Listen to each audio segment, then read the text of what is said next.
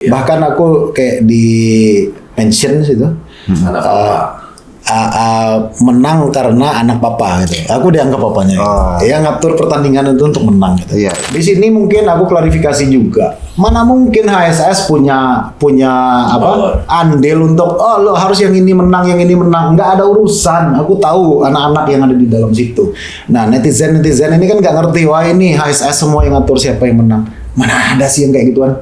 Apakah dunia tinju itu bisa menipu angka kayak gitu? Iya, saya bisa jawab iya. Saya bisa jawab iya, apalagi itu tidak live, Om Max. Banyak petinju datang di sini di Indonesia dirampas, banyak.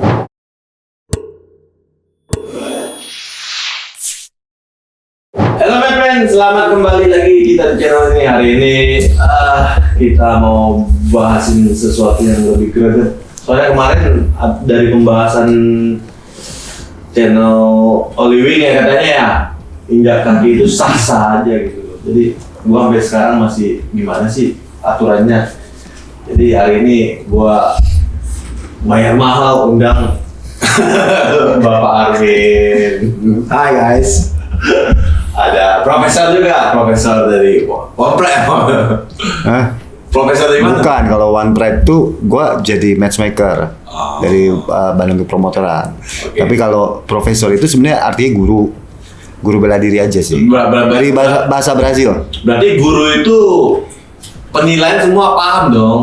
Tahu lah. Oke. Tahu lah. Dan sebelahnya lagi ada siapa tuh? Ratu Rizky Nabila yang tidak pernah diundang sama HS Sport karena Ngapain lu sebutin ini di sini, nggak ada urusan. bukan karena mereka kenapa pasang-pasangannya nggak oke semua, nggak males. Ya lu karena lu nggak ya sesuai dengan apa yang diobrolin, lu kurang jual, nilai jualnya kurang. Iya benar juga sih, Nah itu makanya kan telanjangin sendiri.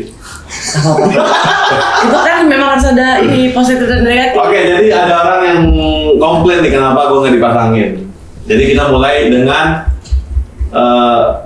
kalian setuju nggak sih bahwa kalau misalkan sport begini, boxing begini atau martial art begini harus memulai dengan campingan self fight? Dari siapa dulu nih? Nah, ya mumpung dulu. Soalnya kemarin gua sempat baca ini. Gua sempat baca. Apa bacaan apa? Ini ada yang komplain nih. Siapa yang komplain? Ini ada promotor kita. Jadi buat kalian yang mungkin belum tahu atau gimana gitu kan. Bapak Armin itu salah satu promotor yang baru diajak ke Riyadh. yang baru berapa minggu kemarin.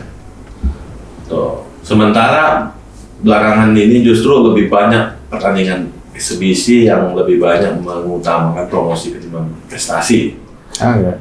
Ya itu intinya kan lebih ke exhibition gitu, ke entertain lah, daripada prestasi si petinju itu sendiri gitu.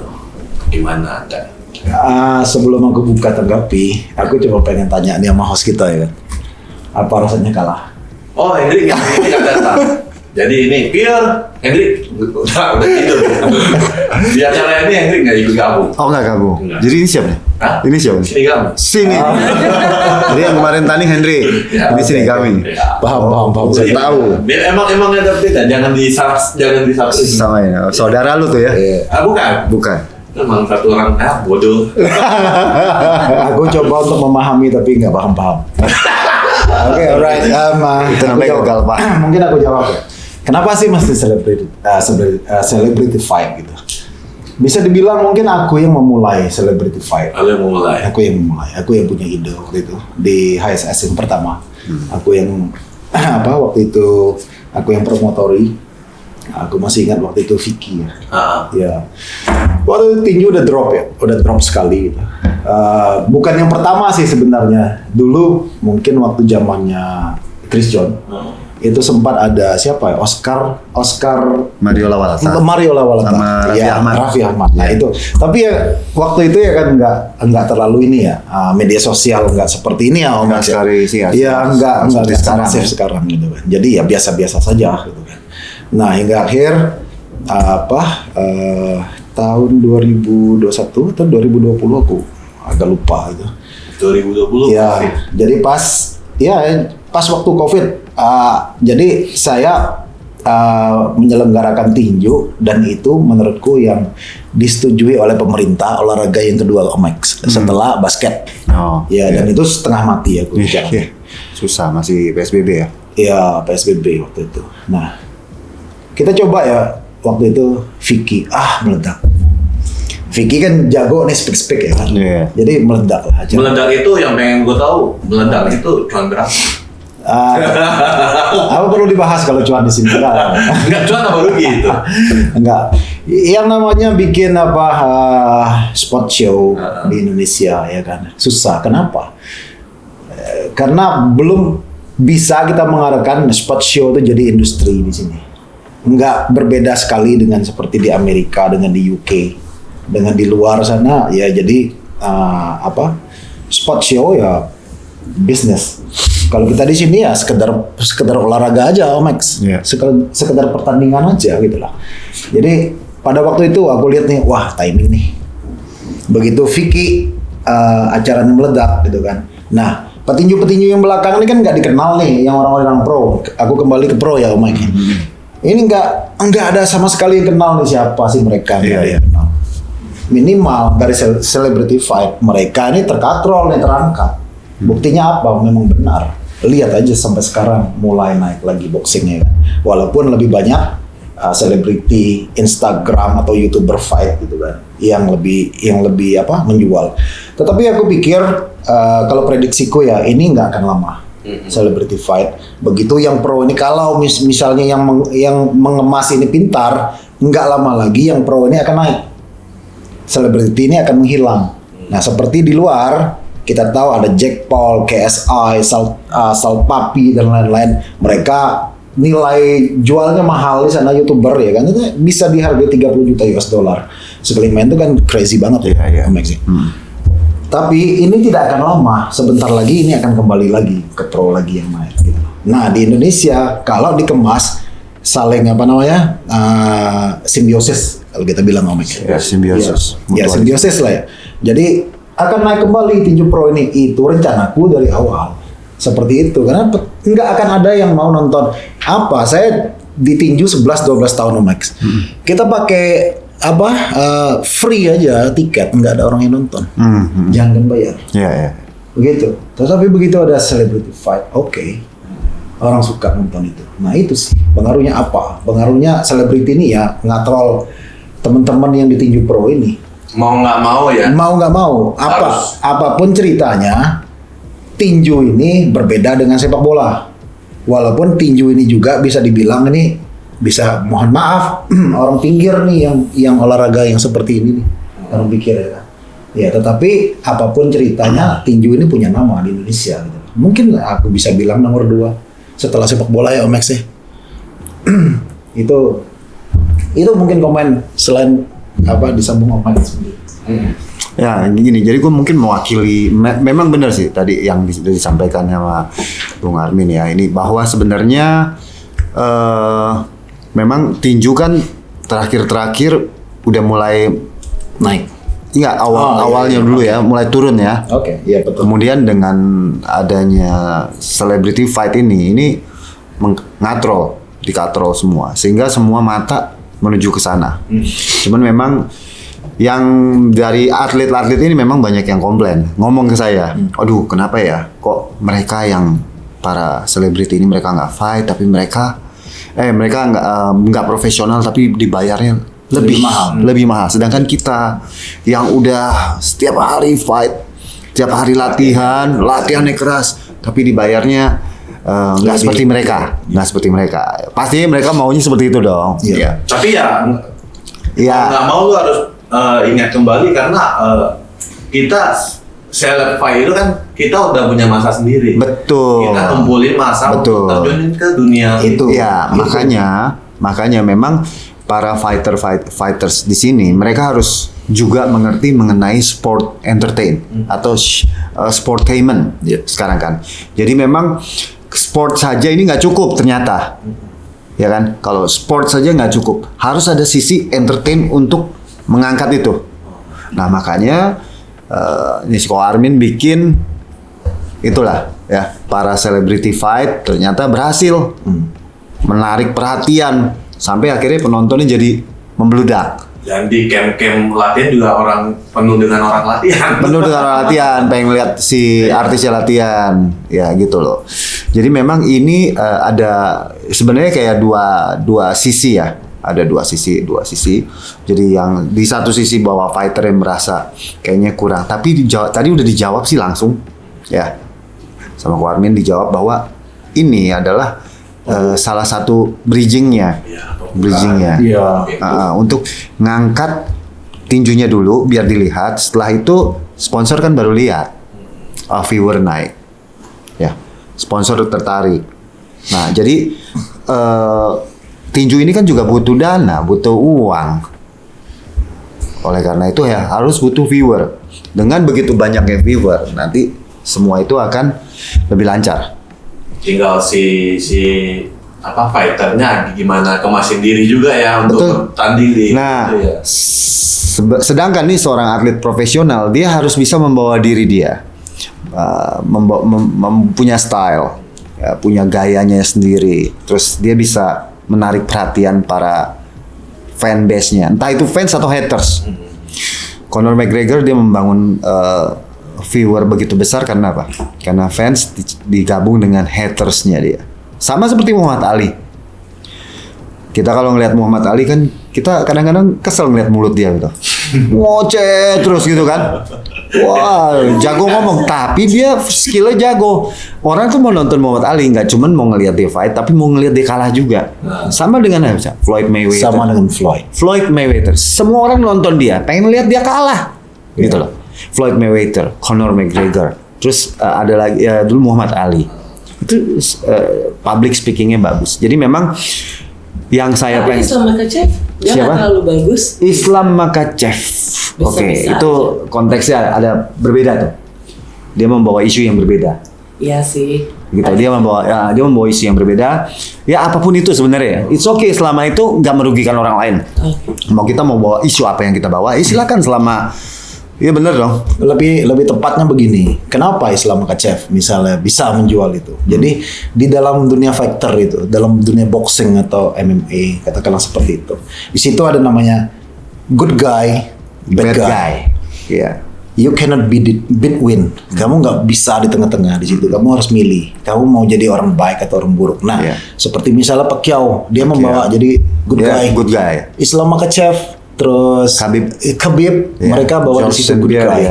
Nah, sedangkan di sini McGregor mewakili bad guy. Orang suka nonton itu. Apalagi mereka ketemu ya. Iya. Mereka ketemu itu kan jadi cerita. Betul. Orang nggak mau nonton orang in between ya tengah-tengah. Kamu bukan siapa-siapa. Kamu nggak akan punya nama di situ lah. Gitu. Jadi apa ya? Lupakan dunia tinju atau MMA itu. Kamu harus punya skill yang mumpuni banget gitu loh. Terkadang apa sih yang dituju dari itu? Selain dapat belt, orang tuh narik uang nih. Iya. Industri ya kan. Industri. Orang tuh mau narik uang datang. Jadi kalau kamu nggak bisa jual diri kamu, orang industri nggak mau. Ini siapa? Nggak terlalu orang tidak tertarik untuk itu. Iya. Nah, begitu kamu bisa menjual diri ya, dalam tanda petik menjual diri gitu ya, orang akan senang nonton itu. Kayak kata Om Max tadi. Orang mau nonton lu kalah. Mungkin ya haters dia jauh lebih banyak dibandingkan fansnya dia. Mungkin kan? Gitu. Sangat memungkinkan. Seperti kemarin aku di Riyadh, McGregor datang. Dia datang barengan dengan Cristiano Ronaldo gitu.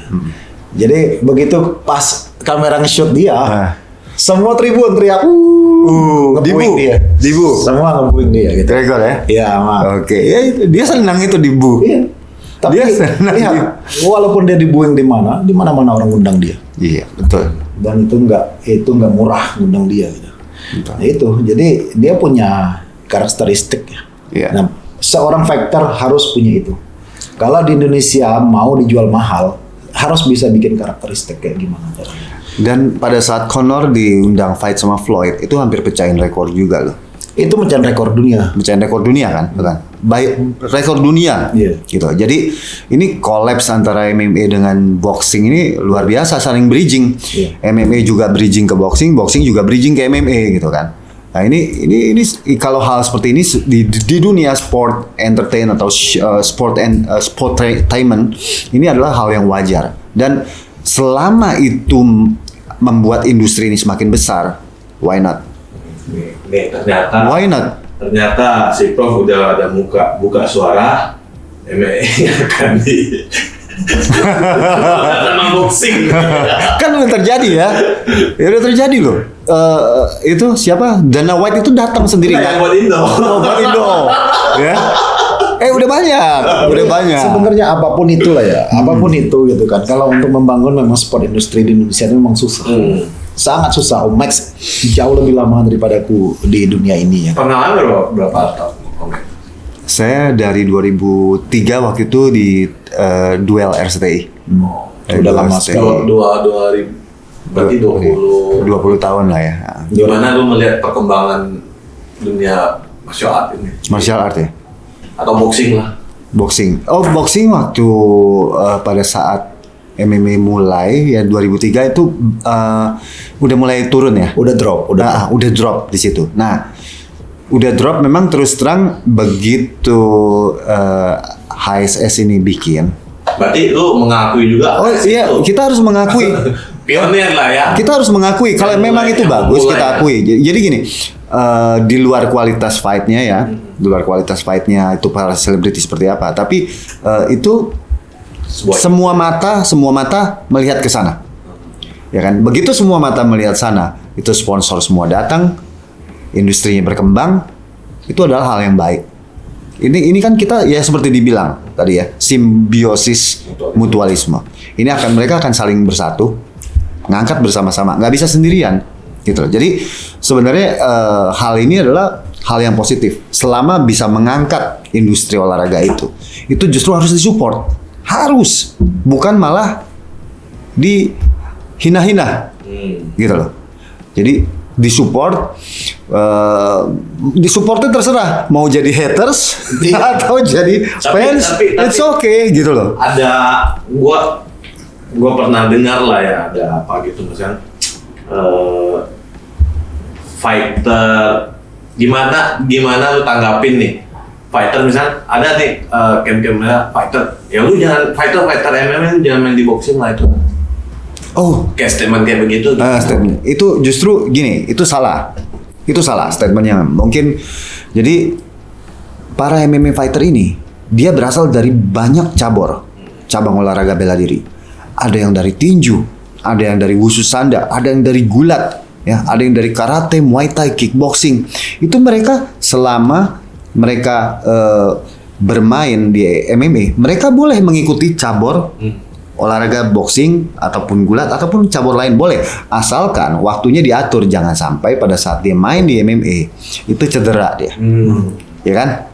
Tapi kalau mereka cross bela diri ini untuk bermain, boleh gitu loh. Nah, yang nggak boleh adalah kalau dia sudah kontrak di MMA, di promotion MMA ini, terus dia bermain di promotion MMA lain. Nah, itu kan melanggar kontrak. Tapi kalau MMA ini dia main ke misalnya ke boxing gitu, boleh. sah-sah aja ya. Sah aja. Soalnya boleh. menurut gua itu sebuah kesempatan gitu. Betul. Kalau misalkan lu nggak naik, akan ada orang lain yang ngisiin gitu. Betul. Jadi selama itu bukan di MMA promotion yang di MMA ya. Ujungnya kontrak itu lah. Iya, kita tinggal lihat kontraknya. Nah, kalau di kontraknya kita itu memang boleh, asalkan jangan di MMA. Silakan, gitu loh. Banyak kan para atlet MMA ini yang berasal dari cabur amatir, tinju ataupun wushu sanda atau apapun itu, jujitsu, boleh mereka. Soalnya kemarin jadi dengar itu gua agak salah, itu salah. Nah, itu gini. Jadi mungkin mereka ya kita juga harus bersyukur sih sama mereka. Berarti mereka walaupun nggak ngerti, mereka nonton dong, ya kan? Jadi memang kita harus berterima kasih nih sama netizen nih. Entah netizen yang menghina kita juga terima kasih. Netizen yang support kita juga terima kasih. Karena dengan mereka kita ramai. Nah, artinya apa? Artinya event kemarin itu menarik perhatian. Mata mereka melirik. Begitu mata mereka melirik semua, ini sponsor akan makin datang. Percaya apa nggak percaya, ya kan? Terbukti. Kenapa di meja nggak ada apa-apa? Tahu nggak kenapa? Nggak ada Tanya sponsor. sama yang satu lagi tuh, yang Hendrik ya. Tanya sama Hendrik, coba. Karena sponsor nggak masuk lagi. Oh, gitu kan? Makanya tanya sama Hendrik. Tapi itu kalanya kenapa sih? Karena Jadi maaf ya kalau sininya Belum ada kosong. Minuman aja nggak ada, kita aus ini. Langsung ditarik ya? Langsung ada ditarik. tangan atau gimana sih? gue nggak tahu. Karena aku nonton kan, ya kalau misalnya tadi Tom Maxim sama Max juga bilang, kan banyak mata yang tertuju dengan cabang olahraga yang dibuat sama ISS, yaitu Pelopora ini, dan terus ada Max juga. Buat aku pribadi kayak oke, simbiosis mutualismenya dapet, crowd-nya dapet, engagement sama exposure-nya dapet, sponsor ke orang-orang tertentunya juga dapet, tapi internalnya dari para fighter yaitu selebritinya itu nggak ada present. Kalau KSI sama Logan Paul, Jack Paul, aku masih setuju lah. Mereka itu latihan 8 bulan. Aku ngikutin itu. Bahkan aku date sampai nonton, saking pengen lihatnya, dan aku pengen sampai pergi ke sana untuk nonton KSI lawan Jack sama Logan. Tapi kalau di sini itu semua, sorry to say, mungkin aku mewakili beberapa di antaranya. Ada yang serius, ada yang main-main. Mereka jago di jualannya, tapi mereka nggak jago di fight-nya. Nah, pantes lah kalau fighter itu merasa tersinggung kalau jab-nya aja nggak terlalu bagus, kuda-kudanya jelek. Oh, ini bisa menang. Ya, itu nanti kita ke situ, bridging-nya kan ke situ. Tapi ya, maksud aku ada beberapa hal yang perlu diperhatikan juga secara etikal gitu. Aku aja yang belajar sedikit banyak ya tentang beberapa cabang olahraga, aku tuh gemeter ya di sebelah kalian kan ini. Itu ngerasa keganggu, kayak aku lihat saudara Anda diinjak kakinya kan, itu kan harus ada pengurangan poin. Terus Anda kan ketika dipukulin, Anda juga apa namanya tuh coach, kalau dia tetap defense itu kan nilainya tetap 10 kan, aggressive defense dapat 10. Nah itu kenapa nggak ada hitung-hitungan yang jelas gitu? Jadi ada 8, 9, 10, itu kan aku tahu kurang lebihnya gitu. Itu kenapa nggak transparan? Kalau kita trust isu sama cabang olahraga yang dibuat sama ASS, nanti kita lihatnya, ini artis ini pasti karena anak ini pasti karena begini. Jadi Nah ini bapak ini juga kemarin kena ini. Bapak ini kemarin kena juga. Jadi dia kan punya camp. Terus ada satu fighternya latihannya di situ. Tapi itu bukan bawa nama lu kan? Pribadi kan? Iya, Cuman campnya di situ kan? bawa, ya. Tapi ya berlatihnya aku kirim di Bali. Nah itu Ya, gua lihat sih mainnya bagus juga dan masih muda kan, masih bersinar gitu. ya kalau itu sih apa ya, sempat aku kenal Max ya kan. Iya. Tapi aku biarin aja, aku udah dewasa nyikapi itu, ngapain aku pusingin. Bahkan ada di siapa lawannya Egy Rosten ya. Egy, ya. Bahkan aku kayak di mention situ. Anak Menang karena anak papa gitu. Aku dianggap papanya. Oh. Dia ngatur pertandingan itu untuk menang gitu. Iya. Dia bilangin apa di situ, masih ada mungkin di Instagramnya, dia bilang ya untuk kepentingan bisnis. What the fuck?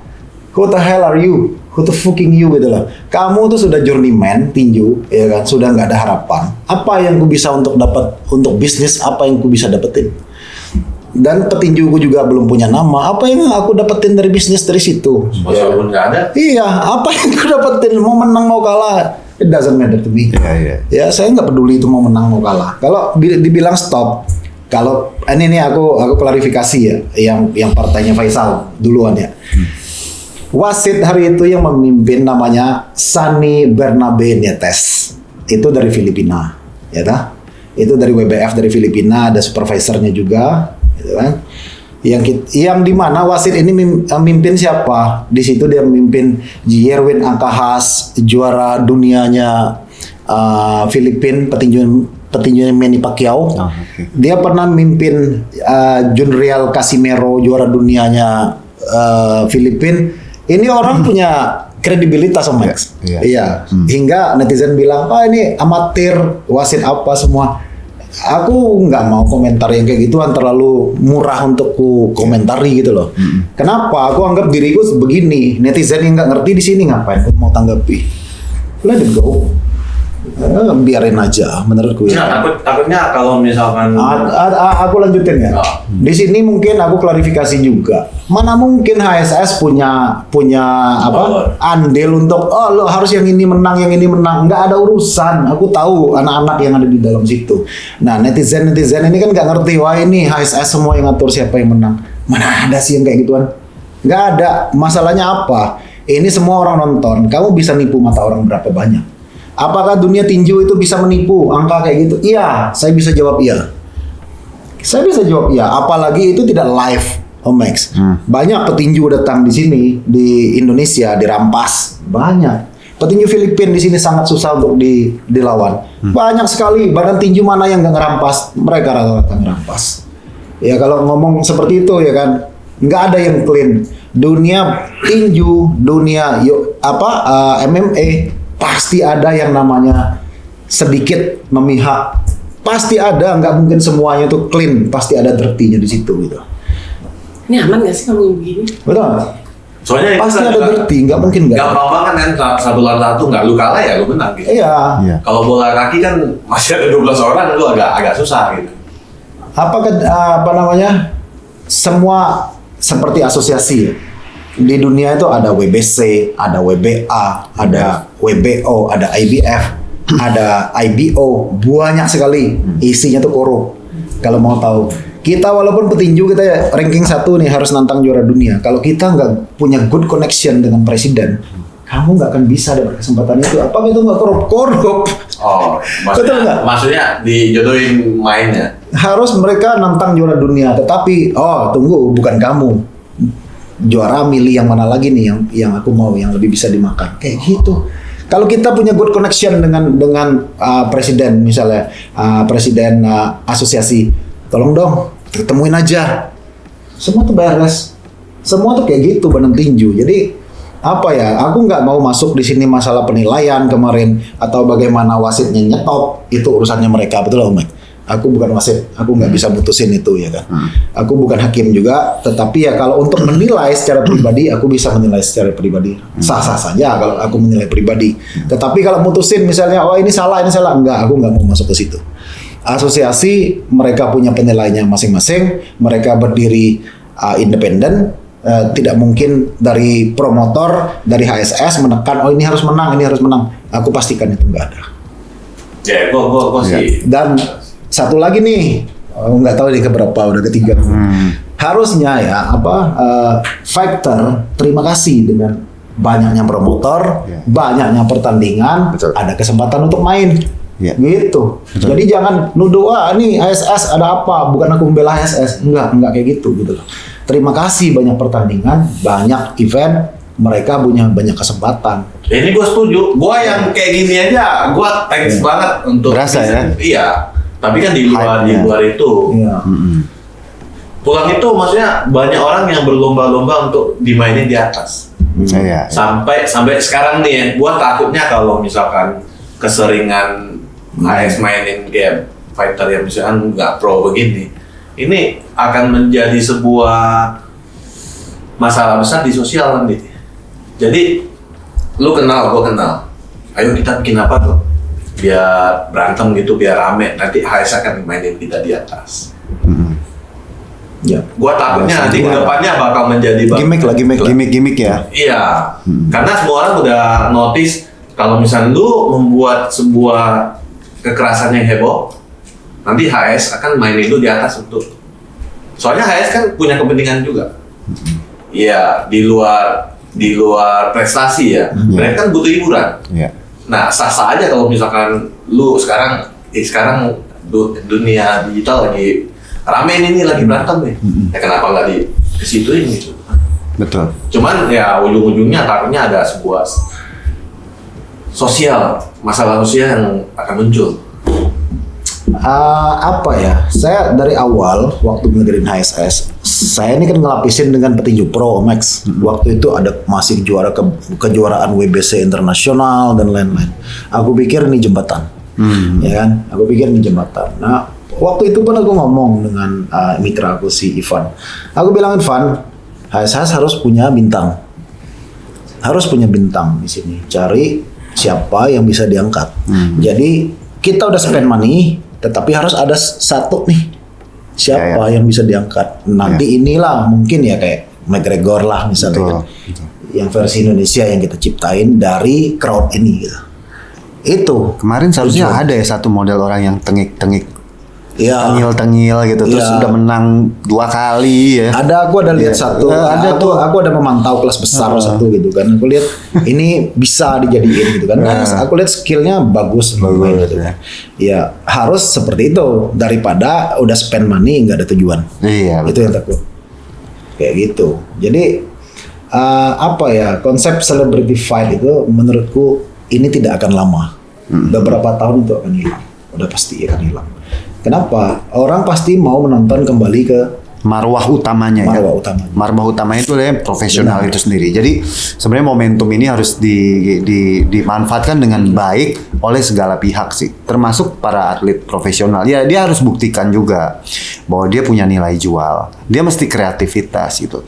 Kalau memang para fighter ini dia hanya menjual skillnya saja tanpa menjual kreativitas dia untuk tampil mempromosikan diri dia, ya tentunya akan sulit ya buat penyelenggara untuk mengangkat dia gitu. Jadi kita butuh kerjasama nih antara seorang promotor dengan fighter itu sendiri gitu.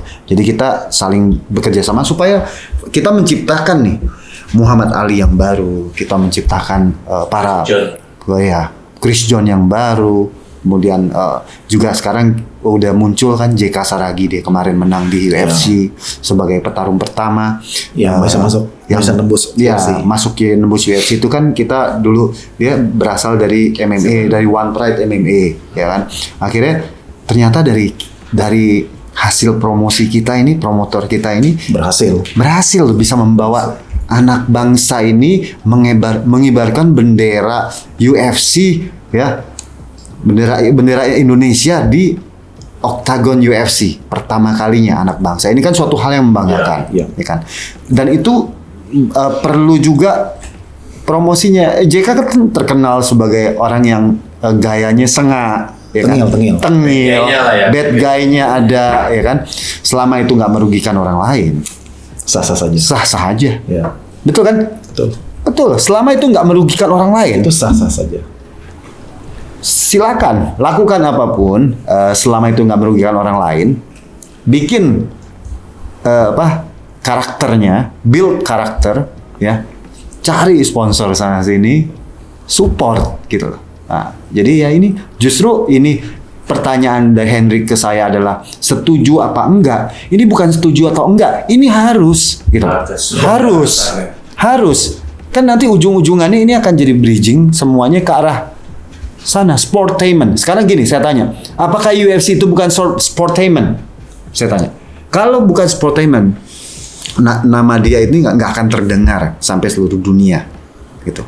Bahkan Colby Covington aja sampai mention ke fighter-fighter Indonesia, gitu loh. Bahwa ayo kita harus jangan dengerin orang lain omongin jelek tentang kita, tapi kita harus tetap pede, latihan terus supaya kita menghasilkan petarung-petarung terbaik, membawa nama bangsa kita di kancah internasional, gitu loh. Jadi ini harus saling support, Jangan kecil hati dulu ya. Jangan dong. Karena orang butuh gua seperti gua gini angkat kalian ya kan. Ya kita saling mengangkat gitu. Jadi gini, saya di sini juga mau mewakili para atlet juga ya kan, tadi udah menyampaikan, tapi saya juga mau menyampaikan kepada para atletnya bahwa momentum seperti ini juga menjadi kesempatan buat mereka sebenarnya. Ya. Dengan adanya panggung-panggung seperti ini, ya panggung tinju, panggung MMA atau panggung profesional apapun ya gitu ya. Momentum ini digunakan, kreativitas Anda harus dimaksimalkan. Nggak cuma kreativitas, tentunya kreativitas berbanding lurus dengan skill. Jangan timpang. Ya, skillnya harus ada, kreativitasnya juga ada. Build karakter kalian, ya kan? Tampilkan diri kalian di media sosial ataupun dimanapun, di TV, silahkan. Bikin karya kalian, gitu. Tunjukkan di situ. Nah, itu pasti orang akan melirik gitu. Wah, ini kayaknya bagus nih, boleh nih, ya kan? Nah, itu kita juga jadi promotor seneng. Wah. Ya, tadi gara-gara tadi yang saya ngomong itu mereka menyempitkan diri. Karena MMA nggak boleh main di boxing sama segala kan jadi. Itu nggak ada. Boleh kok. Itu boleh. gitu. Jadi Kecuali terikat misalnya dengan salah satu promotion ya misalnya di box, MMA, kita main di tempat lain MMA itu nggak iya. boleh. Contoh UFC, fighter UFC ini kalau main di One Championship ini kan nggak boleh. Kalau Dia tinju promosinya. oke. Nah kalau tinju oke. Contohnya Conor kan waktu dia di Iya. UFC dia main di boxing, it's okay, gitu loh. Tapi dengan catatan kalau dia udah mau boxing jangan sebulan 2 bulan sebelumnya dia tanding takutnya cedera, ya kan? Dia bisa patah tulang, dia bisa cedera, geger Berarti kan otak. si pelatihnya bisa mengolah. Iya, jadi enggak kok itu enggak benar untuk mengenai hal itu bahwa bisa dipastikan bahwa kita memberikan kesempatan kepada semua atlet selama itu bukan di cabang yang sama. Apalagi sekarang kan banyak juga kan boxing di Indo kan ada ini itu. Banyak. Iya. Ini Soalnya- yang tahu. Soalnya kalau nggak lu Hampir nggak mulai ngikutin lagi sekarang, Om Max. Nah, Hampir nggak ngikutin lagi. ngapain nggak ngikutin lagi? Kenapa nggak ngikutin lagi? Jadi hampir nggak ngikutin lagi. Jadi apa ya? Kecewa kah dengan apa yang kakak bangun atau gimana nih? Bukan kecewa sih ya. Lebih ke mungkin karena petarung aku udah pro-nya nih udah nggak begitu ada yang bagus lagi ya. Jadi passion kita di situ, passion aku jadi berkurang kan. Oh. Ya dulu aku membina atlet. Ada dari supir angkot, aku bikin juara dunia Om Max. Oh. Iya. Kan luar biasa tuh. Ya Tibu Munabesa ya. Oh, Ya, Tibu. Oh, itu kakak yang ya setelah Chris John itu dulu udah nggak ada lagi juara dunia kan begitu. Iya, iya. Dan ini nggak ecek-ecek loh. Aku yang ngelatihin, aku yang bina dari 21 tahun, umurnya dia harusnya udah telat Om Mike. Umur Iya, iya, 21 baru 21 tahun udah mulai. telat ya. Tapi aku bisa bikin dia juara dunia. Satu camp itu semuanya juara dulu petinjuku. Nah setelah mereka ini menua Iya. dan regenerasinya udah nggak ada, saya lihat. Nah aku nganggap oke lah stop mungkin. Oh. Dan aku spend money udah terlalu banyak untuk itu, untuk mempromosikan mereka selama ini. Nah sekarang mungkin aku jauh lebih ke gimana sih di luar itu seperti apa orang buat event-event dunia seperti kemarin Day of Reckoning. Iya. Yang kita tahu tuh mungkin itu terbesar, 6 promotor dunia di situ. Ada Top Rank, Bob Arum yang kita tahu, Bob Arum ya. Eddie Hearn, terus ada Salita, ada Frank Warren, Queensberry, dan 2 promotor lagi saya lupa namanya. Di event sebegitu besar. Dan saya di sana kemarin diundang, kita satu hotel di Omex dengan champion semua, juara-juara semua Iya, di sana. Ada Bivol dan lain-lain di sana gitu. Luar biasa. Nah saya melihat bagaimana sih mereka mengemas semewah ini gitu. Bagaimana sih partai temanku tuh pernah main di HSS, aku bawa ke sana main. Karena rekor dia ini ya aktif main di HSS 2 kali, jadi kita bisa bawa ke Riyadh pertemuan itu. Bayangkan $700,000 dia cuma bertinju 1,5 menit. $700,000 itu sekitar 11,2 M. Ya kan, fantastik bukan? Nah, yang partai utamanya 60 juta US dollar. Dan Maret ini mereka akan ketemu, rencananya Wilder ketemu dengan Joshua, 100 juta US dollar. Deontay Wilder. 100 juta loh kan 15. 1,5 triliun. 1,5. Dan itu belum pay per view. Ya, Nah, kita tuh coba waktu di HSS dulu Max. Ada pay per view, ya kan yang kita jual di situ, ada bayaran, ada dari promosi dan lain-lain gitu kan. Nah, tapi masalahnya Max, kita di Indonesia ini apa sih? Orang suka minta gratisan. Betul nggak Max? Iya, iya. Nah, Support itu lah, tuh. harusnya support. Kalau mau support promotor, kalian mau support Iya, petarung kualitasnya. kalian itu lebih mahal dibayar. Inbo ya bayar dong. Ya. Iya. Jangan semuanya gratis dulu. Kalau aku bikin acara, pejabat kita undang, mesti duduk VIP, mesti free. Orang nggak mau beli tiket. Nah, support dari mana yang kayak gitu? Mana bisa jadi sport industri? Kalau itu gua bisa ini nih ngomong nih. Nih kalau di luar negeri nih, ya. Ringside, satu ringside itu waktu zamannya Floyd Mayweather ketemu dengan Manny Pacquiao, ringside itu $100,000 satu kursi. Kalau artis di Amerika itu kita kasih free tiket gitu kan, mereka terhina. Bruce Willis dia paling suka nonton ya kan. Pernah dia dikasih tiket waktu zaman Mike Tyson $10,000, Don King kasih dia tiket. Dia marah, tersinggung. Aku mampu bayar ini, kenapa aku mesti free? Kayak gitu. Kalau kita kan enggak, kebalikan. Free dong sofa, free dong apa? Nah, enggak. Setiap Nih dari Bukan. dari gua pertama kali Bukan. kita lu jaga seperti kita ini gua tersinggung. Lu dari Baku Antam nih ya, Baku Antam pertama kali muncul nih. Sofa 10 biji, gua ambil 6 biji. Tunggu dulu, belum selesai. Jadi udah mutus duluan deh kan. Sofa berapa tuh? Itu kiri, kanan, atas, bawah semua orang gua semua. Sama juga sampai di Bandung. Tentu saja kalau yang namanya nonton Jangan di pakai klub, kita. tentunya nonton di klub udah pasti harus bayar kan begitu Om Mek. Ya, lagi di situ kan ada F&B kan di Ya. gitu. Nggak mungkin kita minta orang minta free datang ke situ ya kan. Ya. Ini yang ku maksud misalnya di situ ada pay-per-view. Orang cenderung tidak mau nonton Iya. kalau bisa gratis ya gratis aja. Gratis aja. Ya kan itu yang ku maksud. Kalau di Amerika siapa yang pertandingan yang punya nama nih begitu klik TV ada yang 50 US dollar, ada yang 300 US dollar tergantung siapa yang main yang punya nama nih. Oh gitu. Begitu klik TV plak bayar bos. Nah itu nanti tergantung dengan factornya dari promotornya baginya berapa. 60-40, 70-30 kan begitu. Itu penghasilan buat sana. Makanya Floyd Mayweather waktu lawan Manny Pacquiao dia menghasilkan belasan triliun bos. Belasan triliun. Itu. Jadi di kita untuk jalan ke sana jauh banget. Ini kerja keras banget. Betul nggak Mas? Kerja keras itu. Ya, jadi seperti Om Max praktisi ya kan di bela diri. Saya ya bukan praktisi lah ya, tapi orang yang berkecimpung di situ lah ya. Ngerasa nih betapa beratnya boxing di Indonesia, betul nggak Om Max? Atau MMA di Indonesia berat banget. Ya kadang-kadang ya kita bertarung buat apa namanya? Ngupah benyok aja nggak cukup. Nggak cukup bos.